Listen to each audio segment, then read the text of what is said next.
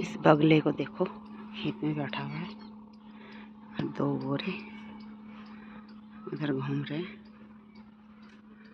एक सड़क की तरफ जा रहा है और एक और।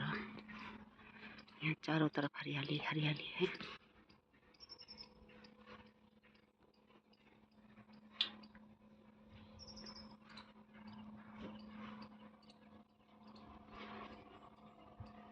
उड़ने की फिराक में है। ये भी देखो उड़ेगा, कितना क्यूट लग रहा है।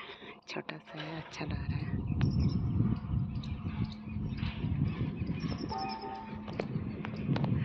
चारों तरफ बहुत ही ज़्यादा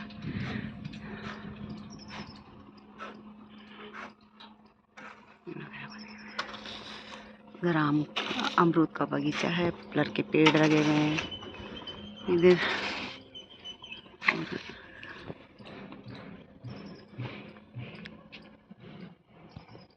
इस साइड में आ रहा है यहाँ का।